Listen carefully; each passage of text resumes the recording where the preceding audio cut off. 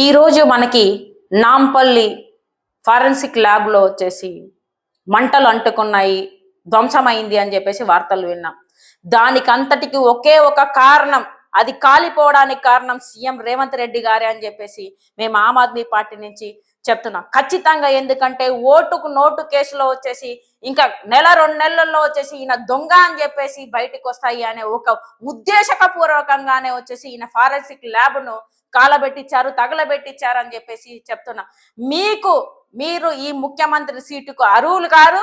వెంటనే వచ్చేసి రాజీనామా చేయాలి, ముఖ్యమంత్రి పోస్టుకు రాజీనామా చేయాలి. అలాగే వచ్చేసి మీ దగ్గర ఉన్న హోంమంత్రి పదవికి కూడా వచ్చేసి హోమ్ మినిస్టర్ పదవికి కూడా రాజీనామా చేయాలని చెప్పేసి మేము డిమాండ్ చేస్తున్నాం. ఈ రోజు ఏంటిది, ఈ కేసును ఖచ్చితంగా సిబిఐకి అప్పజెప్పాలని చెప్పేసి మేము ఆమ్ ఆద్మీ పార్టీ నుంచి రిక్వెస్ట్ చేస్తున్నాం. ఖచ్చితంగా ఏదైతే ఉద్దేశపూర్వకంగా ఈ ముఖ్యమంత్రి పిచ్చి తుగ్లక్ చేసిన ఈ పనిని వచ్చేసి ఈ దేశాలు వచ్చేసి చూడాల్సింది, రాష్ట్రాలు గమనించాలని చెప్పేసి కోరుతున్నాను. ఎందుకంటే ముఖ్యమంత్రి పదవి ఉంటే తనని ఏమైనా చేయొచ్చు అని చెప్పేసి ఈ రోజు చెప్పకనైనా నిరూపిస్తున్నారు.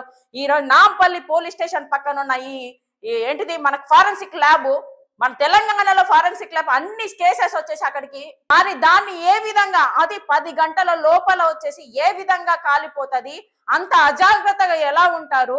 ఇంపార్టెంట్ డాక్యుమెంట్స్ అన్నప్పుడు మీరు ఏ విధంగా వచ్చేసి దాని సేఫ్టీ లాకర్స్ అని ఉంటాయి, వాటన్నిటిని ఏంటిది ఏ విధంగా మీరు 10 గంటల లోపల వచ్చే లోపలనే ఆల్రెడీ మంటలు వస్తున్నాయని చెప్పేసి అక్కడ చూస్తున్నాం, కొన్ని విజువల్స్ లో వచ్చేసి చెప్తున్నారు.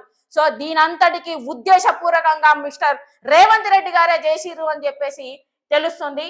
దీన్ని ఒకటి మీరు సిబిఐకి ఈ కేసు ఒప్పజెప్పాలి. రేవంత్ రెడ్డి గారు వెంటనే వచ్చేసి రాజీనామా చేయాలి. ఏ పోస్ట్ లో ఉండడానికి ఆయన అర్హుడు కాదని చెప్పేసి మేము డిమాండ్ చేస్తున్నాం.